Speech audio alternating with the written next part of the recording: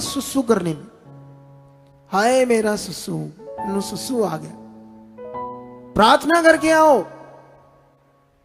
कि मैं वफादार रहूं परमेश्वर, मैं जब तक बैठा रहूं मेरी बॉडी में कुछ ना हो, नहीं होगा। सच्ची परमेश्वर इतना ताकतवर है। मुझे सुनना है, मुझे आगे बढ़ना है, तेरा वचन पूरा करना है। यहां पर लिखो कहता मैं तेरी खोज में लगा हूं परमेश्वर, मुझे कभी अपनी आज्ञाओं से भटकने ना देना, मैं वफादारी से उसे पूरा करूं। खास करके हमारे वॉलंटियर्स टीम, ये सारे वचन सुनो ध्यान देकर। आज आगे क्या लिखा, मैंने तेरे वचन को अपने हृदय में रख छोड़ा है कि तेरे विरुद्ध पाप ना करूं। जब उसके वचन को तोड़ते हो ना तो तुम उसके विरुद्ध पाप करते हो, यही शैतान जाता है। और ये हम रोज करते हैं, रोज उसका वचन तोड़ते हैं, उसके विरुद्ध पाप कर देते हैं। इसीलिए तो मजा नहीं आ रहा जिंदगी का। वो परिवार वचन पूरा कर रहे थे, बुट्टर वाले भाई साहब सिख वफादारी से आ रहे थे, वचन पूरा किया, बोया 15 लाख नहीं 10 लाख रुपया, जो बेटी को भी नहीं पता था मिलने वाला है, परमेश्वर ने दिया। अब वो जो दिया है उसमें भी वचन पूरा करना पड़ेगा। समझ आया नहीं समझ आया? क्योंकि देने वाला कौन है? मैं, अगर उसने 10 दिया है तो मैं उसका वचन पूरा करता हूं, मुझे और देगा। अगर मेरे में लालच आ जाता है, लाख रुपया बाबा बड़ी रकम है 1 लाख रुपया तो बड़ी रकम है। एक कनाडा से बीबी है, उसने हमें कम से कम अभी तक 70 लाख बो दिया होगा परमेश्वर के काम के लिए, 4-5 साल हो। जितना उसने बोया, ये बड़ी जमीनें लेने में उसने कभी मत की, जितना उसने बोया ना उतना ज्यादा उसके पास आया, ज्यादा ही आया उसके पास। सच्ची वो कहती मुझे आया ही इसी से इतना कुछ। तो ये पकड़ कर रखना पड़ेगा वचन की बात, जैसे ये उसके विरुद्ध पाप नहीं करना। हे यहोवा तू धन्य है, मुझे अपनी विधियां सिखा, तेरे सब कहे हुए नियमों का वर्णन मैंने अपने मुंह से किया है।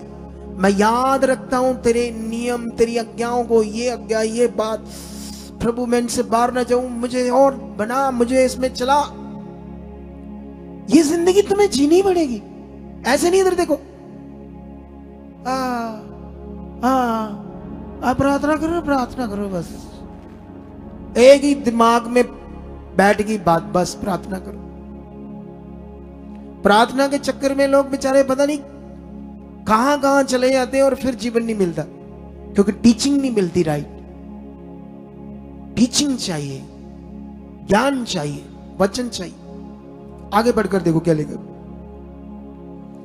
आगे कहता, मैं तेरी चितौनियों के मार्ग से मानो सब प्रकार के धन से हर्षित हुआ हूं। कहता जो तू डांट, चितौनियां तेरी है ना, चितौनियां जैसे यहां भी डांटते हैं हम लोग आपको, कि किंग दुनिया का सबसे बड़ा राजा कहता है तेरी चितौनियां, मतलब तेरी डांट, ऐसा लगता है मुझे दुनिया का बड़ा खजाना मिल गया है, इधर डांट दो,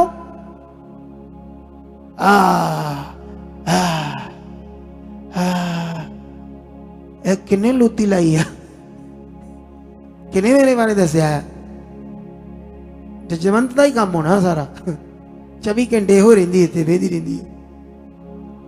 वो डांट पड़ी तुम्हारे जीवन के लिए, तुम्हारे भले के लिए।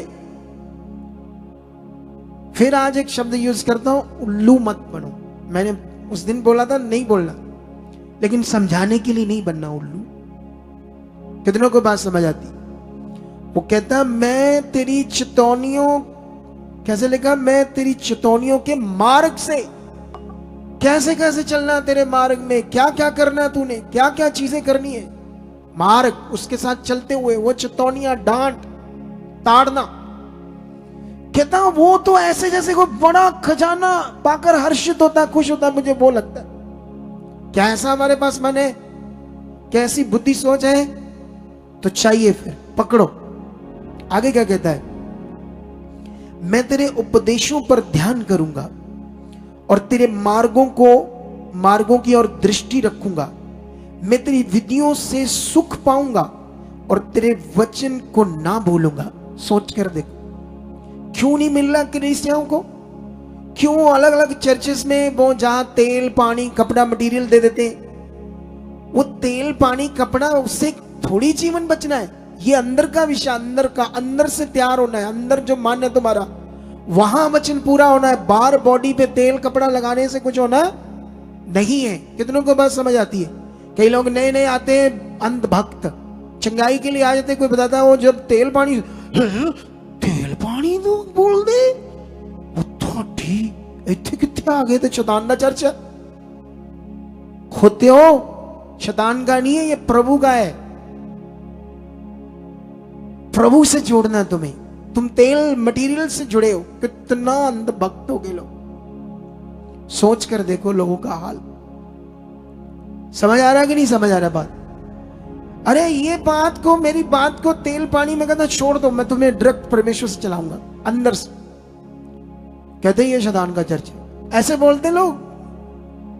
कितनी मोटी बुद्धि है। जैसे एक बंदा वो दिए दुए जलाता है वो कब्रों पर है। ऐसे जो बंदे मर जाते हैं ना, उनकी कब्रें होती हैं। एक लाइन है, नाम तो नहीं ले रहा मैं, उस लाइन में वो कोई मर जाता है, ऐसे पीर करके बात करती, उसकी कब्र होती, कब्र के ऊपर दीवा जगह, मड़िया ने दीवा जगह, मरे हुए बंदे की पूजा करती। उनसे जाकर बात करो, वो तुमसे झगड़ा करेंगे, वो लड़ेंगे तुमसे। जब उनको बोलोगे तुम क्या कर रहे हो, मरे हुए मनुष्यों की पूजा कर रहे हो। कितनों को बात समझ आती है? ऐसे हमारे लोग हो गए। वचन कुछ और कहता था, कर कुछ और नहीं। आगे क्या लिखा? कहता मैं तेरी विधियों से सुख पाऊंगा, जो तेरे नियम है, कानून, तेरे वचन को ना बोलूंगा। हालेलुया। इसके बाद 24 में लिखा, तेरी चितौनियां मेरा सुख मूल और मेरे मंत्री हैं, सलाहकार है। अरे वाह, जो तेरी चेतावनियां हैं वो मेरा सुख मूल है और मेरे सलाहकार है। उनसे मुझे बुद्धि मिलती है, समझ मिलती है क्या करना है। और जब ये चेतावनियां या ताड़ना मेरे जैसा कोई दे देता है, अगुआ अपनी टीम में बच्चों को, या उनको गुस्सा लगता है क्योंकि वो शरीर में वो पकड़ नहीं रही बात वचन की। सोचते हमें पता है बड़ा कुछ, कुछ पता नहीं, कुछ पता नहीं। अभी बहुत कुछ बाकी है सीखने वाला, आगे बढ़ने वाला। कितनों को बात समझ आती है? लेकिन यहां पर हम और आगे बढ़ते हैं। 119 की 42 से 48 तक पढ़ते, क्या लिखा है? 42 में लिखा, तब मैं अपनी नाम धराई करने वालों को कुछ उत्तर दे सकूं। अगर ऊपर पढ़ोगे तो 41 में लिखा है, यहोवा तेरी करुणा और तेरा किया हुआ उद्धार तेरे वचन के अनुसार मुझको भी मिले। वो प्रेयर में उन वचनों के द्वारा बात कर रहा है परमेश्वर से। ये सारी बातें दाऊद परमेश्वर से करता था और परमेश्वर ने उसे कहा लिख दे आत्मा के द्वारा। वो सारी बातें करते करता साथ में लिखता भी था, ताकि हमारे लिए भी ये बातें रह जाए, हम भी इनसे सीखेंगे। ये परमेश्वर का वचन है। लेकिन यहां पर वो कहता है, हे यहोवा तेरी करुणा और तेरा किया हुआ उद्धार तेरे वचन के अनुसार मुझको भी मिले, तब मैं अपनी नामधराई करने वालों को कुछ उत्तर दे सकूं। जब तेरी समझ, तेरे वचन मेरे अंदर काम करेंगे, तो जो मेरी इंसल्ट करेंगे, विरोध करेंगे, तो मैं तेरे वचन से उनको क्या दे सकूं? उत्तर दे सकूं। मेरे अंदर वो समझ वचन काम करे। मतलब कैसे उत्तर दे सकूं? अगर मैं दीन हूं तो मैं दीनता से उत्तर दूं। मैं समझ पाऊंगा कि यहां ये जो गंदा बोल रहे हैं, तो मैंने गंदा नहीं बोलना, मैंने आत्मा से बोलना है। कितनों को बात समझ आती? ऐसे करके मैं उत्तर दे सकूं। उनको बोलूं तुम गालियां निकालनी, गालियां निकालो। तुमने बुरा बोलना है, बोलो, क्योंकि जहां तुम जाते हो उन्होंने तुम्हें यही सिखाया है। इसीलिए तेरी जिंदगी में ये गंदी बातें, विरोध की बातें हमारे जीवन में नहीं। ऐसे आंसर दो लोगों को, ठोको वचन से। वो कहते सौदा लगाओ, तुम लोग वचन से ठोको दुनिया को। उनको बोलो जो तुम पूजा करते हो इसी से सीखा ना, गंदी गालियां देना, करना मरना कर, परमेश्वर तेरा बड़ा करी। याद रखना, यीशु ही उद्धार करता है। एक दिन घुटने टेकने पड़ेंगे, क्योंकि पाप से मुक्ति उसी से। तेरे अंदर पाप, ये वचन से उत्तर दे सके। उसने कहा जो मेरी नामधराई इंसल्ट करते हैं, मुझे दबाना चाहते हैं। कितनों को बात समझ आ रही? आगे लिखा क्योंकि मेरा भरोसा तेरे वचन पर है, मुझे अपने सत्य वचन कहने से ना रोक, क्योंकि मेरी आशा तेरे नियमों पर है। तब मैं तेरी व्यवस्था पर लगातार सदा स्वर्दा चलता रहूंगा। सोचो कितने बड़े वचन है। कहता तेरे वचन जो सत्य वचन है, इनसे मुझे रोकना, मुझे बल दे कि मैं इन पर चलूं और लोगों को भी बता सकूं। तब मैं तेरी व्यवस्था पर लगातार सदा स्वर्दा चलता रहूंगा। व्यवस्था का मतलब प्रबंध। और मैं चौड़े स्थान में चला फिरूंगा, क्योंकि मैंने तेरे उपदेशों की शुद्धि रखी है। परमेश्वर के वचन, ताड़ना, चेतावनियां, नियम, एक चौड़े मार्ग में चलते हो तुम, जबरदस्त। यहां तुम्हें कोई डर नहीं होगा। तुम देखना, पवित्रताई में चलना, कुछ बुरा ना करना, तेरे अंदर कोई डर नहीं होगा। जब तुम्हारी जिंदगी में पाप, गुनाह, आजकल सोशल मीडिया पर इतने प्लेटफॉर्म है, लड़कियों के हाथ में फोन है, इंस्टाग्राम है, व्हाट्सएप है, मैसेंजर है, और भी होंगे, मुझे तो पता नहीं इतना ज्यादा, क्योंकि मुझे कोई यूज में आया नहीं। मुझे फोन भी नहीं चलाना आता अच्छे से, सच्ची पूछो हमारी टीम को। ये आईफोन है, मुझे नहीं चलाना आता। मुझे 2-3 चीजें करनी आती बस। एक अपना यूट्यूब चैनल पर सिस्टम देखना क्या क्या चल रहा है, एक फेसबुक, एक इंस्टाग्राम, बस। इसके अलावा तो मैं किसी की हेल्प लेता हूं, पूछो इनको ये कैसे करना, ये कैसे करना, मुझे पता ही नहीं, मैंने कभी ध्यान ही नहीं दिया इसमें। मेरा ध्यान कुछ और है।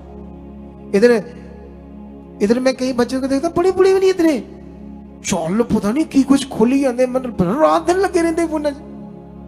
मैं हैरान हो जाता हूं। तो इन एप्स पर लगकर चैट करने लग जाते, गंदी मंदी।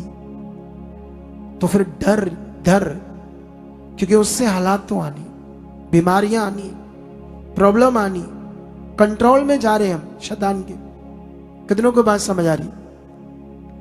लेकिन यहां पर 45 में लिखा, 46 में लिखा, मैं तेरी चेतावनियों की चर्चा राजाओं के सामने भी करूंगा। डरने की जरूरत नहीं है दुनिया से, संकोच ना करूंगा, मैं चुप नहीं बैठूंगा। मैं तेरे वचन, तेरी चेतावनियां राजाओं के सामने भी बोलूंगा। वही सर्वशक्तिमान। क्या तुम्हारे अंदर ये दिल है?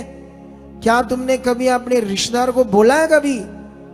ठीक है, तुम धर्म की बात करते, जो भी करते, लेकिन याद रखना, पाप तुम्हारे अंदर कभी नहीं जाएगा। झूठ, चोरी, लालच, ये तभी जाएगा जब यीशु मसीह तुम्हारे अंदर आएगा।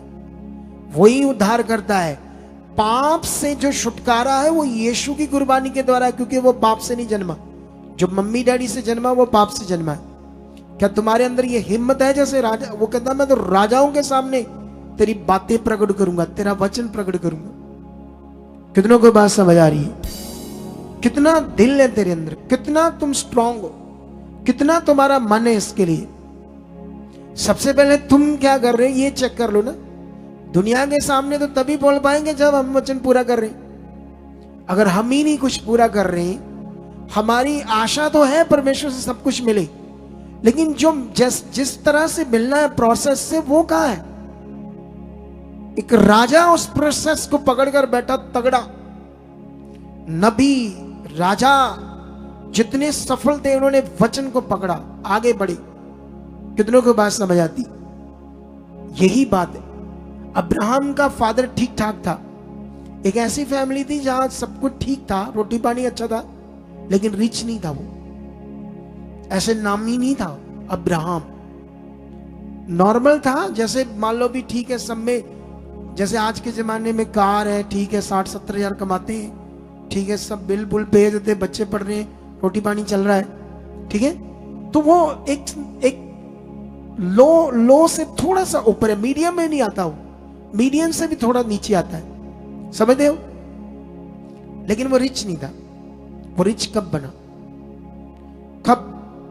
जब उसने परमेश्वर का वचन पूरा किया। सोच कर देखो उसके बारे में, पढ़ो वो विषय, क्या उसको परमेश्वर ने वचन कहा पूरी करने की। तुम चेक करो मैंने क्या वचन पूरा किया। मुझे 100 बार पवित्र आत्मा ने मेरे कानों तक लाया कि 10 बजे मीटिंग शुरू होती है, तो मैंने तो ये कभी नहीं पूरा किया। मैं कभी विश्वास से पहले आकर घुटने नहीं टेके कि मैं संगति शुरू होने से पहले बैठूंगा, मैंने कभी ध्यान नहीं दिया। मैं तो आम रहा, तो वचन कहां पूरा हुआ? कितनों को बात समझ आ रही है? क्या ये वचन पूरा हुआ?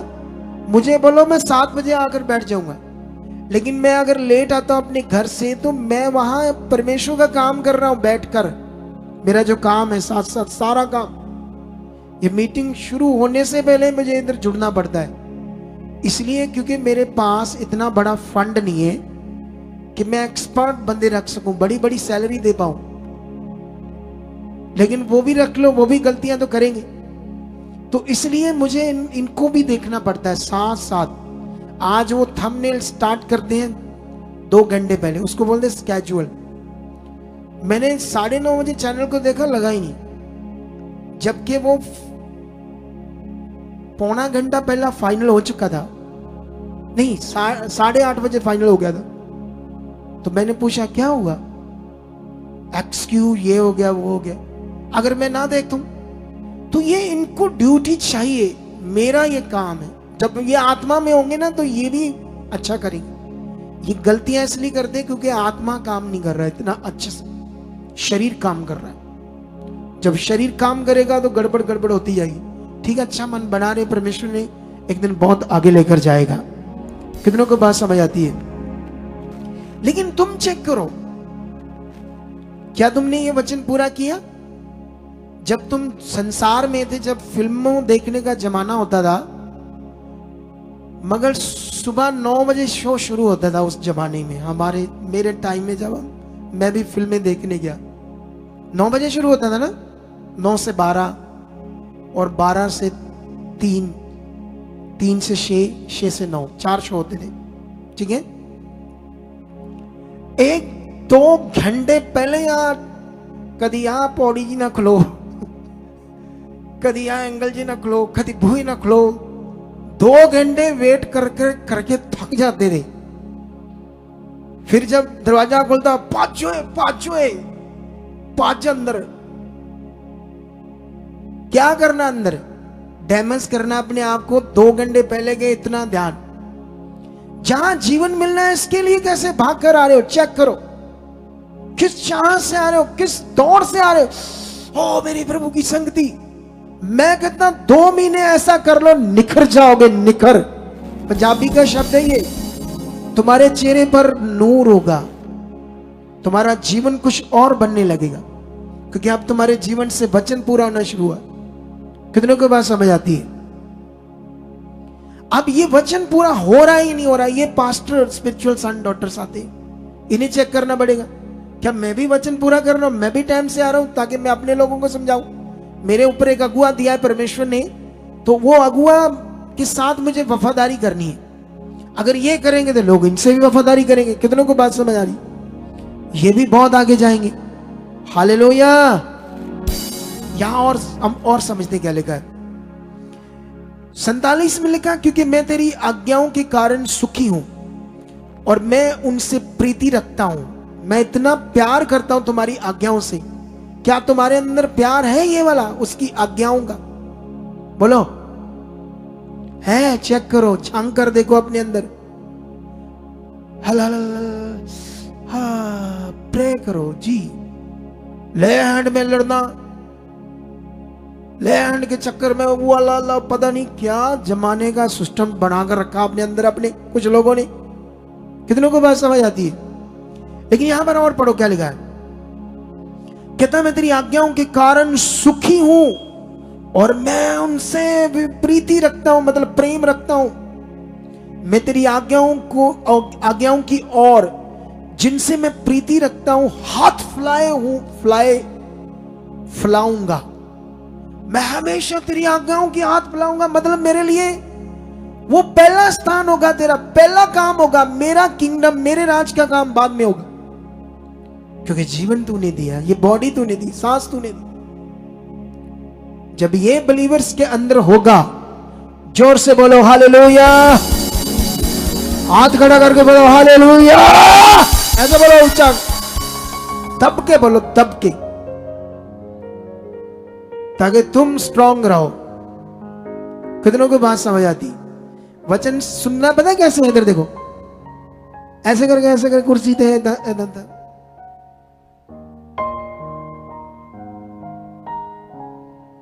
अब मेरे मुंह से कोई शब्द निकला आएगा, इसलिए मुझे कोई गलत शब्द नहीं बोलना। ऐसे सुनना, ऐसे ऐसे। थैंक यू परमेश्वर मेरे लिए। ऐसा नहीं था लक को गुआ ले काम केड़े। कितनों को बात समझ आ रही मेरी? ऐसे एक्टिव होकर, ध्यान देकर, कड़क होकर, धन्यवाद प्रभु ये मेरे लिए वचन, तेरा वचन, ऐसे ऐसे। कितनों को बात समझ आ रही?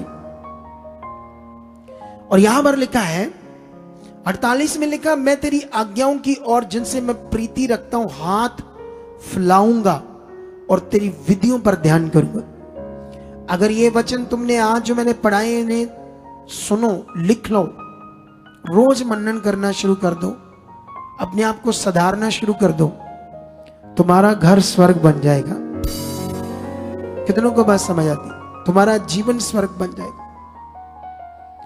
अभी और एक वचन पढ़ते हैं, इसी का 99 हिंदी में कैसे बोलते हैं? 99 हिंदी में 99 और 100 दो वचन है। दाऊद कहता, मैं अपने सब शिक्षाओं से भी अधिक समझ रखता हूं, क्योंकि मेरा ध्यान तेरी चेतावनियों पर लगा है। मैं पुरनियों से भी समझदार हूं, क्योंकि मैं तेरे उपदेशों के पकड़े हुए हूं। ये बहुत बड़ी बात हो रही है, ये वाली। कहता जो, क्योंकि जैसे एक किंगडम को चलाने के लिए अलग अलग डिपार्टमेंट के ऊपर एक बड़े एजुकेटेड बंदे रखने पड़ते। जैसे एक बैंक शुरू हुआ, मतलब एक चैन शुरू होती, जैसे HDFC बैंक, कोटक महिंद्रा, तो कोटक महिंद्रा को क्या करना पड़ेगा? एक GM रखना पड़ेगा, जिसकी सैलरी होगी 10 लाख, 15 लाख, 20 लाख महीने की। पूरे पंजाब के ऊपर उसको कलेक्टर हेड भी बोल सकते हैं। जो बड़ा, बहुत दिमाग जिसका होगा बड़ा, कैसे बैंक को आगे लेकर जाना, कितना प्रॉफिट देना बैंक को, उसमें ब्रांच मैनेजर होगा, मैनेजर होगा। कितनों को बात समझ आ रही? अलग अलग पोस्ट पर बड़ी बड़ी सैलरी, बुद्धिमान एजुकेटेड बंदे। इस तरह राज के किंगडम में भी रखने पड़ते हैं, जिनसे ये सारी शिक्षाएं कैसे कैसे करना। कहता मैं उनसे भी ज्यादा समझदार हूं, क्योंकि मैं तेरी चेतावनियों की ओर ध्यान रखता हूं, इसलिए मैं उनसे ज्यादा समझदार। कहता पुरनिये जो बड़े बुजुर्ग तजर्बे वाले हो गए इस कामों में, जिनको हम बोलते हैं वेरी बिग, इसके पास एक्सपीरियंस है। कहता कैसे कहता है? उनसे भी ज्यादा मैं समझदार हूं, क्योंकि मैंने क्या किया है? तेरे उपदेशों को पकड़ कर रखा है। तो तुम कैसी जिंदगी जीना चाहते हो या नहीं जीना चाहते? बोलो, जीना चाहते हो? तो फिर ये करना पड़ेगा आज से वो वचनों को पकड़ना पड़ेगा जो अपनी जिंदगी में पूरे करने। प्रॉब्लम पूरी नहीं कर रहे जो क्रिश्चियनिटी में है ना, बाईपास शॉर्टकट, वो क्या कहते हैं, अभिषेक आ रहा है, मसा लेने के चक्कर में रहते हैं पास्टर भी और कलीसिया भी। क्रिश्चियनिटी में मसा किसको कहते हैं ये तो पता भी नहीं उनको, नहीं तो मैं भी तुम्हारे ऊपर डालता मसा, अभिषेक रिलीज करता। अभिषेक आ रहा, अभिषेक आ रहा है। बाइबल को मैंने रीड किया है, इसे जांचा है, समझा है पवित्र आत्मा के द्वारा। ऐसे नहीं कॉन्फिडेंस से बातें कर रहा हूं। कितनों को बात समझ आ रही? इसके लिए मैंने अपना जीवन मारा है, तब ये चीजें आ रही। मैंने अपनी अभिलाषाओं को मारा है, मैंने छोड़ दिया है संसार, बस मेरी जिंदगी का एक ही मकसद है, खुदा का काम, परमेश्वर की मर्जी। अब मैं सब कुछ दुनिया में परमेश्वर की मर्जी पूरा करके जाऊंगा, इसका मतलब अगर मुझे ये पैसे का लालच तो फिर मैं उन पैसे से मौजें लूं, तो वो तो मैं लेता ही नहीं है। कितनों को बात समझ आ रही? मेरे पास एक ऐनक है, मैं इंग्लैंड गया और किसी ने मुझे गिफ्ट की, उसकी कीमत 250 पाउंड थी, ठीक है। अब अंदाजा लगा दे रहे ना कितने की है। मैं बोलूंगा तो एक पास्टर है, उसने 3 लाख की ऐनक लगाई गुच्ची की, लेकिन उसने खरीदी, मैंने नहीं खरीदी, मुझे तो गिफ्ट दे दी किसी। थोड़े दिन पहले मैंने बताया था मैं नॉर्मल सूट डाला है, मुझे मैसेज आते दो, कहते हैं हम आपको कपड़े लेकर देने चाहिए, 10-10, 15-15 हजार वाले सूट। भाई उनको लगा हमारी जिंदगी बची है, हमारे ऊपर इतनी मेहनत करते हैं, इतनी रेवलेशंस लेते हैं, हमारी जिंदगी आगे बढ़ रही, तो क्यों हम अपने अगुए के लिए करें? कितनों को बात समझ आती?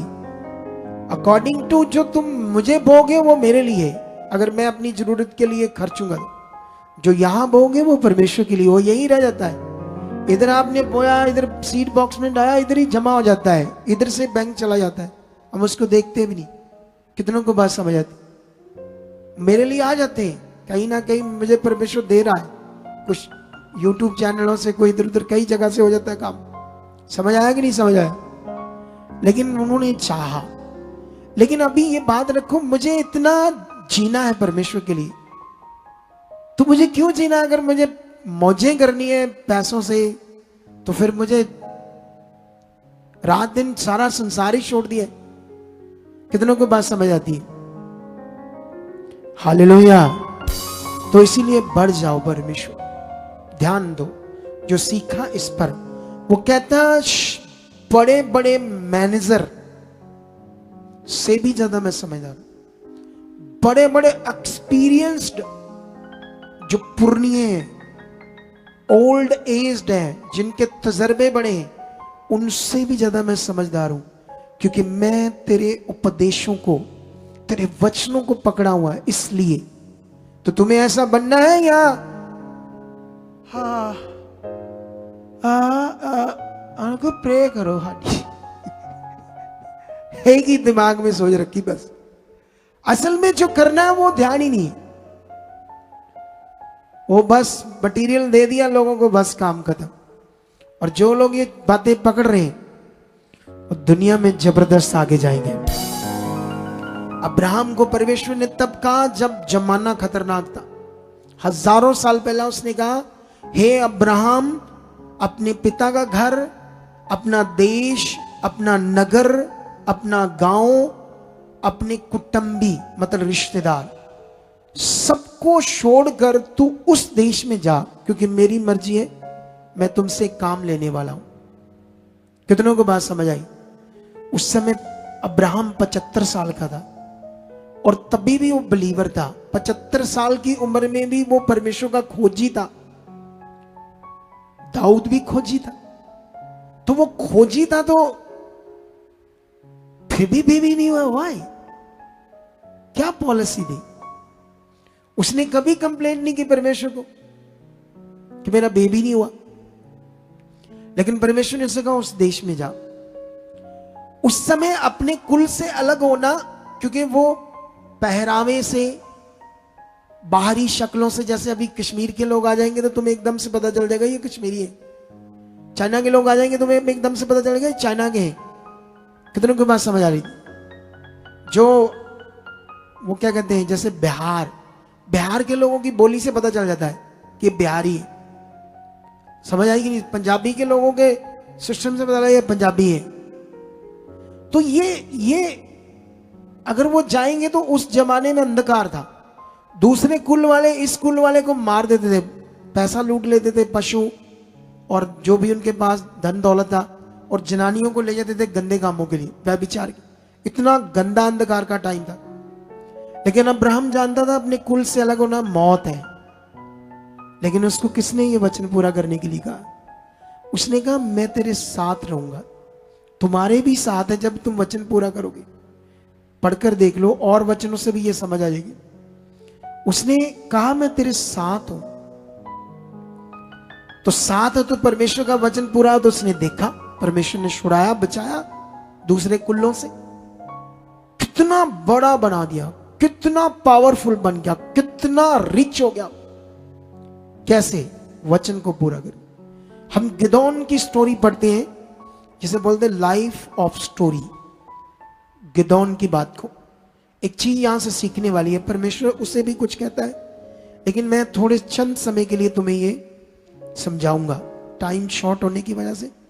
मेरे पास वचन तो याद था, लेकिन मैं इसी वचन से कोशिश करता हूं समाप्त करने की, क्योंकि बहुत लंबा हो जाएगा तो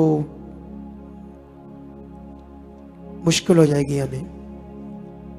हाँ, तो ये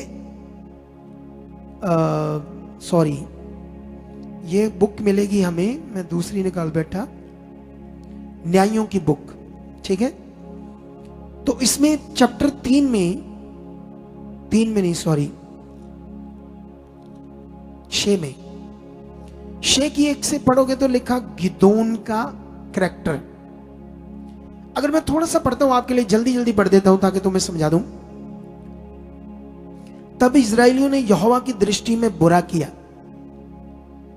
बुरा किया मतलब वचन को तोड़ा, जो हम भी तोड़ते हैं आसानी से। हमारा शारीरिक जीवन ही ऐसा है कि वो परमेश्वर के वचनों को तोड़ता रहता। तभी जो यीशु मसीह की कुर्बानी है, जो वचन लिखा, तुम्हारी चंगाई हो चुकी है, शैतान का तुम्हारे ऊपर अधिकार नहीं, तुम्हारे लिए बीमारियां नहीं है, रोग नहीं। अब कितनों को बात समझ आती है?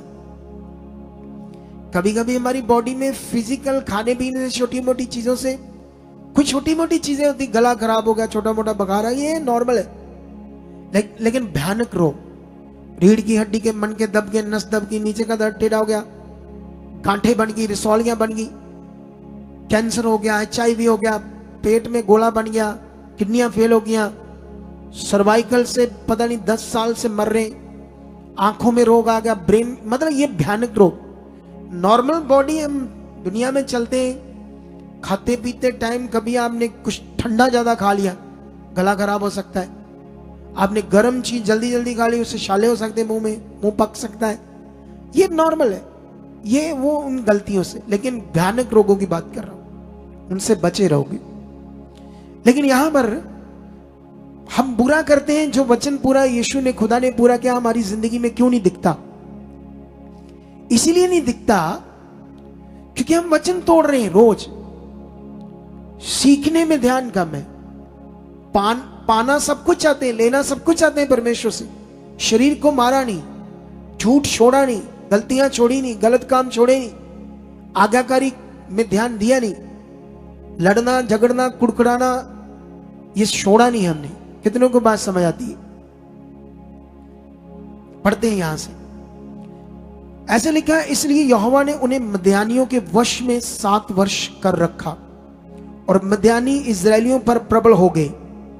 मद्यानियों के डर के मारे इजरायलियों ने पहाड़ों के गहरे खड्डों और गुफाओं और किलों को अपने निवास बना लिया। सोच लो, परमेश्वर की पवित्र प्रजा है ये। पाप करने से, वचन तोड़ने से दूसरे लोग हावी हो गए, जो दुष्ट के लोग थे, और इनको इतनी पीड़ा दी उन्होंने कि गुफाओं में, पहाड़ों की खड्डों में छुप कर रहते थे, डर कर वो मारते थे इनको। जब जब इजरायली बीज बोते, तब तब मिद्यानी और अमालेकी और पूर्वी लोग उनके विरुद्ध चढ़ाई करके अज्जा तक छावनी डाल डालकर भूमि की उपज नष्ट कर डालते। इनको खत्म ही करना चाहते थे। इनकी खेती उपज नष्ट कर देते थे, जो खाना है। उसके बाद देखा, और इजरायलियों के लिए ना तो कुछ भोजन वस्तु और ना भेड़ बकरी, ना गाय, ना बैल, ना गधा छोड़ते थे, क्योंकि वे अपने पशुओं और डेरों को लिए हुए चढ़ाई करते और टिड्डियों के दल के समान बहुत आते थे, और उनके ऊंट भी अनगिनत होते थे, और वह देश को उजाड़ने के लिए उनमें आया करते थे। और मिद्यानियों के कारण इजरायली बड़ी दुर्दशा में पड़ गए। तब इजरायलियों ने यहोवा की दुहाई दी। तब इजरायलियों ने मद्यानियों के कारण यहोवा की दुहाई दी।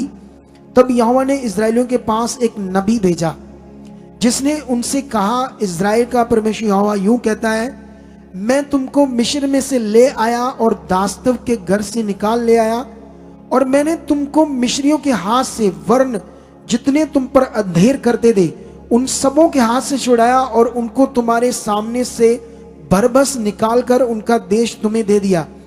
पर मैंने तुमसे कहा, मैं तुम्हारा परमेश्वर यहोवा हूं।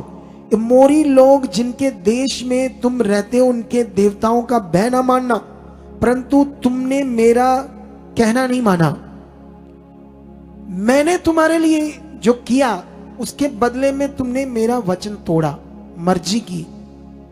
यही करते आज प्रभु के लोग, और जो नहीं करते वो ब्लेस हैं। उनकी गवाहियां आ रही हैं और वो गवाहियां बनती जाएंगी।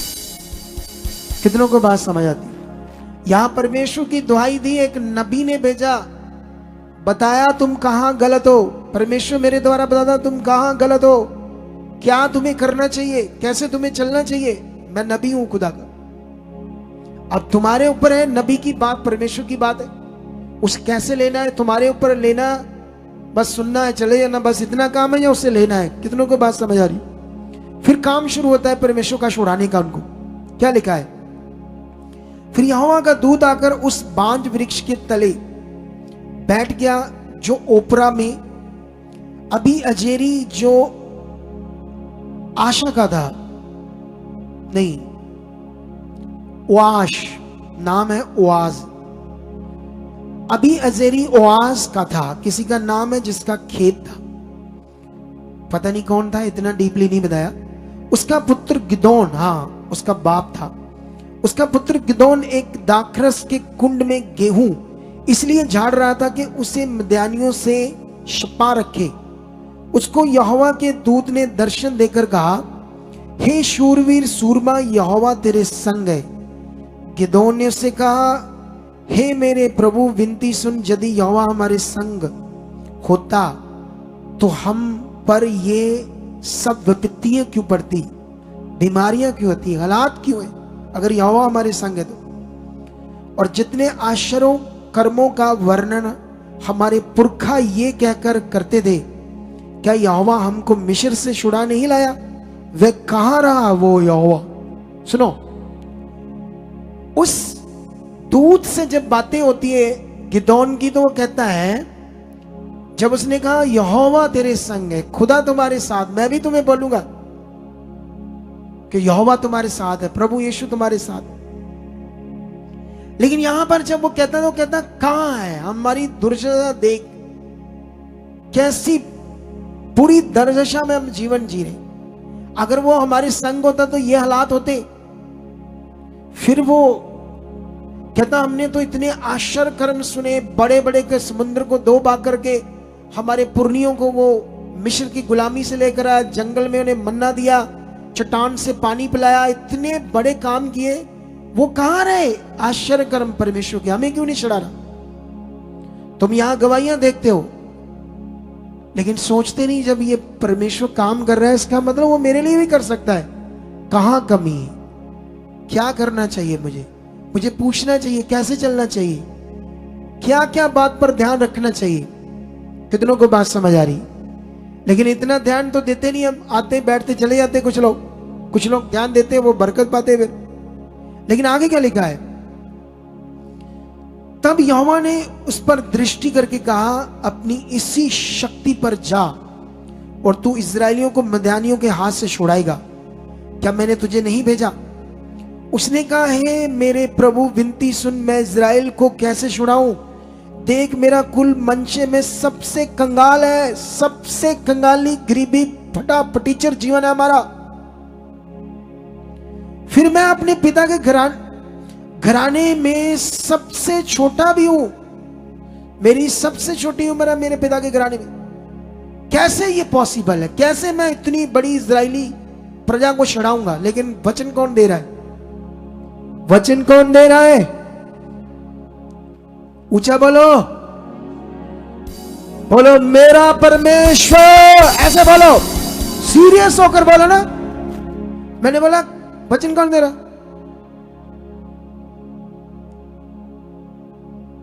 ऐ बाह उठी मड़ी, कईयां दी उठी नहीं, कईयां दी उठी।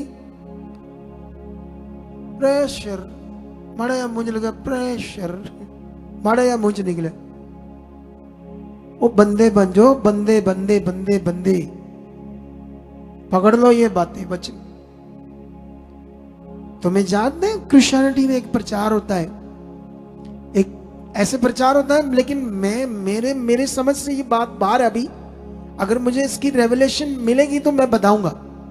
क्रिश्चियनिटी में प्रचार होता है, एक दिन आएगा जब बाइबलें खो ली जाएगी, हमारे पास नहीं रहेगी, अब मौका है बढ़ने का, सीखने का, ऐसा प्रचार होता है। लेकिन अभी इस स्टडी पर मुझे 50-50 पता है, पूरा नहीं पक्का पता। जब मैं भी इस पर स्टडी करूंगा कुछ चीजों को, फिर मैं इस पर बात करूंगा, क्योंकि मैं अपनी बुद्धि से कोई बात नहीं करता, लेकिन ऐसा प्रचार है। तो अब 16 में क्या कहता है? यहोवा ने उससे कहा, निश्चय मैं तेरे संग रहूंगा, इसलिए तुम मिद्यानियों को ऐसा मार लेगा जैसा एक मनुष्य को। गिदोन ने से कहा, यदि तेरा अनुग्रह मुझ पर हो तो मुझे इसका कोई चिन्ह दिखा कि तू मुझसे बातें कर रहा है। सुनो तो देखो ध्यान से, अभी मेरे पास और वचन है लेकिन टाइम और नहीं है, ठीक है? इसी वचन को तुमने घर जाकर दोबारा सुनना है, रिपीट करना है, अपनी जिंदगी में चेक करना है। सबसे पहले अपनी टाइमिंग सेट करनी है, सही टाइम से प्रभु के घर में आना है, परिवार को लेकर आना और रेगुलर आना है। तुम्हें सप्ताह की एक मीटिंग का वचन है परमेश्वर का, जो नहीं छोड़ना। कितने भी काम हो, शादी हो, मैरिज हो, कुछ भी हो, सप्ताह की एक मीटिंग। अगर तुम्हारा संडे पॉसिबल नहीं है तो थर्सडे, इसीलिए 2 मीटिंग है, क्योंकि ये भी तुम्हारा सप्ताह है, सप्ताह पूरा हो जाएगा थर्सडे की। इन्हें छोड़ना नहीं तुमने, मीटिंग का वचन पूरा करना, टाइम से पहले आकर बैठना, ये भी वचन पूरा करना है। उसके बाद अपने आप के शरीर को मारना है, पाप, गुनाह, फालतू बातें, गलत बातें, थॉट्स, आज्ञाकारी में अपने आप को ढालना है रोज। पास्टर्स ने भी, कितनों को बात समझ आ रही? पास्टर और तुम, मैं सब एक समान मनुष्य, एक जैसी बॉडी है। ऐसा नहीं कि पास्टर बन गया कोई तो उसका कोई पता नहीं कोई मोर लाती परमेश्वर ने कोई बकरी। पास्टर है, मनुष्य है वो भी। जब वो वचन पूरा करता, दीन रहता, तो यीशु ने कहा वो मेरी नजर में सबसे ऊंचा है। जो पास्टर घमंड करते हैं, कुछ पास्टर ऐसे कहते हैं मैं जिराफ हूं, तुम कछुआ हो, ऐसे भी कहते हैं। छोटे पास्टर को क्या कहते हैं? तुम कछुआ हो, मैं जिराफ हूं। घमंड उछल रहा है। ऐसे पास्टरों का घमंड एक दिन परमेश्वर तोड़ देगा, क्योंकि वचन में ऐसा लिखा है। कितनों को बात समझ आती है? तो इसीलिए घमंड से भी बचकर रहना। अगर कोई सीनियर लेवल पर यहां सेवा करता है तो इसका मतलब ये नहीं कि अब तुम घमंड आ गया मैं कुछ हूं। पहले चेक करो तुम कर क्या रहे हो परमेश्वर के। सीनियर का मतलब होता है जूनियर से ज्यादा काम करना, उसको कहते हैं सीनियर। कितनों को बात समझ आती? अगर मैं यहां सीनियर हूं तो सबसे ज्यादा काम मुझे पड़ता है, सबसे ज्यादा काम मैं करता हूं मिनिस्ट्री में। सीनियर का मतलब यह होता है, अगर सीनियर है काम कुछ भी नहीं करता, सिर्फ बातें दिखाता है कि मैं करता हूं, वो एक दिन प्रकट हो जाएगा कितना काम होता है। क्योंकि तुम संसार में नहीं हो, संसार में भी प्रकट हो जाता है। हम परमेश्वर के साथ है। किसके साथ है? तो इसीलिए इन बातों को पकड़ो आज से। आज से चेक करो तुम्हारे जीवन में गंदी बातें कितनी है, उसको दूर कैसे करना है प्रैक्टिकल से। तुम्हारे जीवन में अनाज्ञाकारी कितनी है, फालतू बातें कितनी है, गुस्सा कितना है। कितनों को बात समझ आती है? कई बार हमारे पास सेवा करने आते हैं फिर निकल जाते हैं शरीर के कारण। उन्होंने कभी चेक नहीं किया मेरी गलतियां बहुत थी, मैं बहुत जगह तब गलत था, चेक ही नहीं किया। हम क्यों निकालेंगे भी किसी को? अगर बंदा ईमानदार को कभी कोई निकालता है? कभी